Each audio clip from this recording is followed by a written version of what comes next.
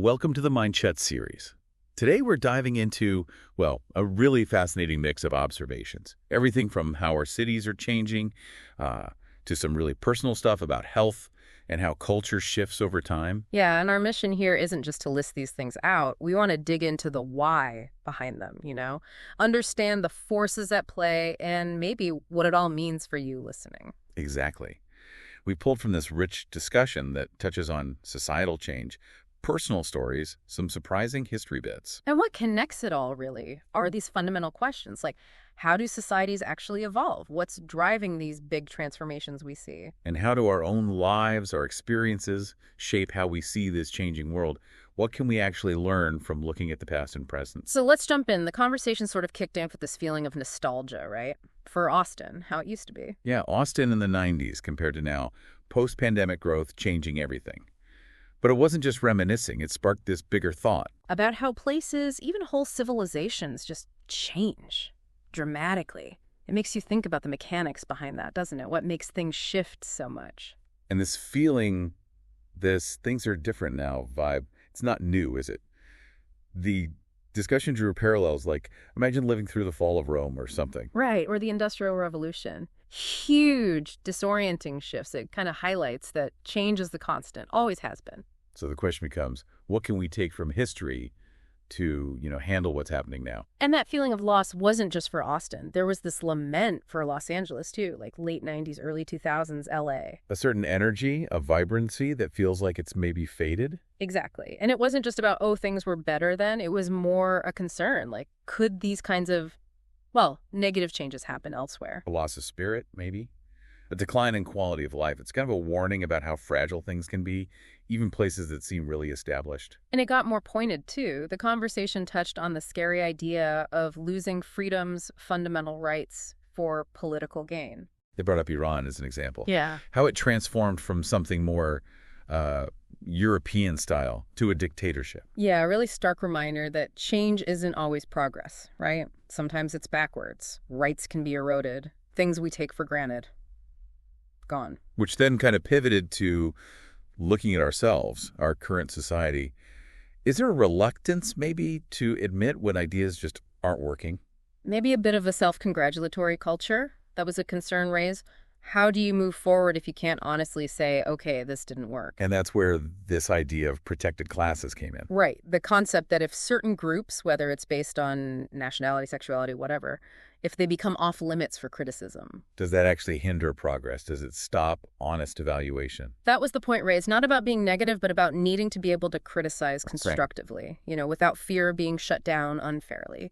It's about getting better, not just feeling good. And thinking about open evaluation led naturally into looking at sexuality and how norms have just shifted incredibly. The anecdotes were fascinating. Greasy Tony back in the day, a totally different era. And the story about the comedian who passed away, his experiences being gay, it paints such a picture of change over time. Yeah, and even the funny story about Rob Halford from Judas Priest. Influencing straight guys' fashion. Exactly. It sounds light, but it shows how fluid culture is, right? Influences pop up where you least expect them. Boundaries aren't as rigid as we think. What really hit me, though, was the contrast. Like how relatively accepted being gay is in many places today versus the absolute horror Alan Turing faced. Chemical castration in the 50s. Just for being gay, it's unbelievable. It really shows the progress, but also, wow, the past struggles. It makes you realize why fighting intolerance is still so important. And the personal stories back this up. Positive experiences with gay neighbors, friends, showing integration. But then there was the story about the father reacting badly to same-sex marriage years ago. Which reminds you, these shifts aren't always smooth or uniform. Generational differences, differing views. It's an ongoing evolution. There was even a mention of being hit on uncomfortably by men, but noting how rare that actually was. And the complexity, too, mentioning a conservative gay couple. It's not monolithic. Okay, shifting gears a bit. A huge driver of change right now. Automation. Definitely. Andrew Yang made it a big part of his campaign, didn't he? And the examples given, like fully automated ports in China, self-driving electric trucks, it's not sci-fi anymore. No, it's happening. And it has real consequences for jobs. Look at the longshoremen strike in New Jersey, reportedly tied to automation fears. It makes you think about history again. Cities like Cleveland, Detroit, Buffalo, Pittsburgh, the decline of industry there. A massive economic transformation, huge job losses, and a key driver then and now. Corporations looking to cut labor costs, maximize profit. Ross Perot was warning about that giant sucking sound of jobs going overseas years ago. Exactly. And Perot himself is an interesting figure in this context. Yeah, the outsider, the anti-establishment guy, talking about trade, trying to explain the Federal Reserve to people. He really tapped into that anxiety about economic change.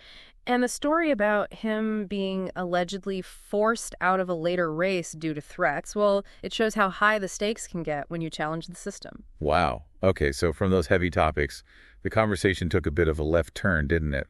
Into pranks. Yeah, started with a story about a police chief who was apparently a big prankster. And then it moved to the comedian Ari Shaffir and his, Yeah. well, pretty outrageous stuff. It kind of raised that question about humor, Where's the line? Personal space, social norms, what's funny versus what's just disruptive. And somehow that led to boxing. Yeah. Suddenly it was all about Roberto Duran, Marvin Hagler, Tommy Hearns. Real enthusiasm there. Vivid memories of their fights, the knockouts. Legendary stuff. There was even that controversial mention about Hagler's death, supposedly after the vaccine, though that wasn't endorsed, just mentioned. And the weirdest bit, Hagler ending up in low-budget Italian action movies. Yeah. Surprising, right? That's a strange little footnote to his career. And then talking about the classic action stars, Eastwood, Bronson, McQueen. The tough guys, comparing their whole vibe to Hollywood today. Discussing their writers, their demands on set. They had a certain independent spirit, didn't they? Definitely a different era. Which sort of brings us to how we consume entertainment now. Right. The conversation shifted to sitcoms, mentioning news radio specifically. Yeah, how unique that show was. But then the bigger picture, the move away from movie theaters. Streaming taking over, especially accelerated by COVID. It's convenient, sure, streaming at home, but then you miss the big screen. Though maybe not the annoying people in the theater. True. And interestingly, there was a surprisingly positive take on the Barbie movie. Yeah, defending it, even with its political themes, saying good filmmaking is good filmmaking. And a quick, funny warning about watching the show Severance on mushrooms. Uh-huh. Probably good advice. And a brief mention of some Demi Moore movie about getting younger. Oh, yeah, de-aging. Oh. Then, speaking of prolific creators, Taylor Sheridan. The guy behind Sicario, Yellowstone. Mm-hmm. Seems like everything he touches turns to gold lately. There was even a mention of a positive personal encounter with him. Seems like he's got the magic touch right now.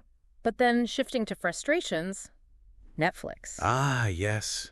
So much content. But sometimes things just sit there forever, like that Addams Family series that's reportedly finished but not released. Super frustrating for fans. And then talk about maybe UFC content coming to Netflix. Which led to remembering that time a UFC pay-per-view totally failed, technically. Yeah, and discussing the whole business model, UFC versus boxing pay-per-views. How UFC does them more often and how even the undercard fights have value there. It's a different approach, which, again, connects to sports and led to appreciating MMA training more deeply. Right, how it's evolved beyond just being tough. It's strategic, intellectual now. Georges St. Pierre, GSP, was the prime example. Always learning, adding new things, wrestling, gymnastics. Constant evolution. And how even retired fighters like him stay dedicated, keep learning. It's admirable. Then it got personal again, talking about maybe going back to Taekwondo, but focusing on drills, not hard sparring at a certain age. Makes sense. And the importance of drilling in things like jiu-jitsu. It's often overlooked, but crucial. The idea of flow rolling in jiu-jitsu came up sparring lightly, focusing on technique, not just strength. And that positive experience with a kickboxing partner who understood controlled sparring. It's key for longevity. There was mention of struggling to train jiu-jitsu consistently because of getting sick often. And wanting to focus more on flowing and drilling when getting back into it. Plus, just enjoying solo heavy bag work with music. Yeah, sometimes that's just what you need. But then the conversation took a really serious personal turn, a major health scare. Yeah, a hospital stay described as a huge wake-up call about health, aging. Sharing details about fluid retention, weight gain from congestive heart failure. Pretty scary stuff. And then the rapid fluid loss once treatment started, like pounds dropping off incredibly fast. But also the downside, having to pee constantly during recovery. Inconvenient, to say the least. And connecting it back, explaining why avoiding things like testosterone therapy makes sense personally because of a past issue with high red blood cells from it. It shows how past experiences really guide current health decisions, and a shout out to a good wellness professional helping out. Then a little anecdote about quitting marijuana and then reintroducing tiny amounts, finding a balance. With a quote from Bill Hicks about it thrown in.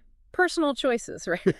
This kind of led into a quick tangent about the internet being distracting. Yeah, how easily we get sidetracked by sensational stuff online, the Epstein list, Diddy's house, things that feel important but maybe aren't relevant to our actual lives. It creates this false sense of personal connection to these big, often ugly stories. When maybe we should be more focused on, paying the bills. Real world stuff. And related to real world stuff, just general frustration with incompetence. Yeah. Bad customer service, lack of training. Something we can probably all relate to, which then spun into this discussion about younger generations, specifically testosterone levels possibly declining. Yeah, linking it to lifestyle. Less outdoor play, diet, microplastics, all these potential factors. And that mind-blowing statistic about the total playtime logged in Call of Duty games.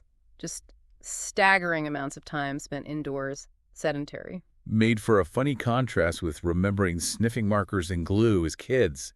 Simpler, if maybe not healthier times. Maybe. And that somehow led to smelling salts as a way to wrap things up. Yeah, bit random.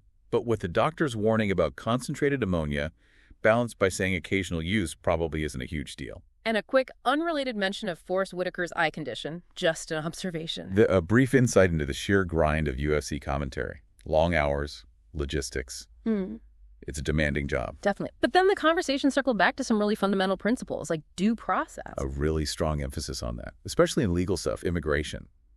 The danger of making assumptions. Based on appearance, like tattoos, for instance.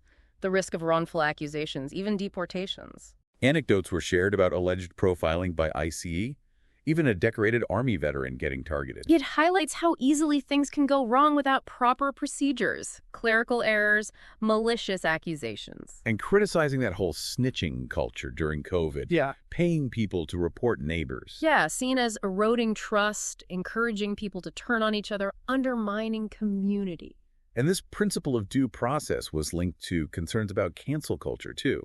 The need for fairness, open dialogue. Which led into a critique of abandoning core principles, like free speech, maybe in the name of wokeness or political correctness. Stressing the importance of just being able to talk things through, letting people figure things out for themselves. There is definite skepticism towards mainstream narratives expressed, especially around COVID treatments and mortality data. And a pretty cynical, almost humorous take on people who just jump onto the latest narrative without thinking critically, like they'd believe anything, even alien disclosure tomorrow. And that cyclical view of society. Hard times make hard men make good times. You know the one. Suggesting maybe we're in a soft phase. But it wasn't all cynical. There was a more optimistic thread, too. Yeah, about how online communication, despite the distractions, can actually foster critical thinking, challenge assumptions. And identifying the corrupting influence of money in politics as a really key problem we need to tackle. There was also this really personal belief shared about how having kids fundamentally changes you, makes you want a better world. And a pretty pointed critique of war hawks who don't have children, suggesting they lack that same personal investment in the future. Then a super brief mention of declining birth rates in Japan, but it was quickly dismissed, like, we've got bigger fish to fry right now. So wrapping all this up, what does it mean for you listening? It's really a snapshot of how interconnected everything is.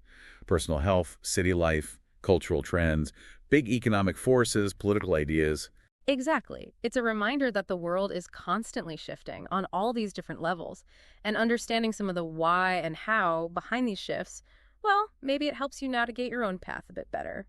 Yeah, think about the threads connecting these topics. How economic changes in Detroit might eventually ripple out and affect cultural attitudes, or how technology like automation influences political debates and individual anxieties. Recognizing those connections gives you a richer picture, doesn't it? A more holistic view of what's going on, beyond just the headlines. We've covered a lot of ground in this deep dive. The real value, though, is what stands out to you, what resonated, what connections did you make listening to all this? Right. And here's that final thought to chew on. In this age of endless information, constant change, maybe the most important skill is learning to connect the dots yourself. To question things, think critically, and see the patterns others might miss. How can you sharpen that skill as you navigate the world?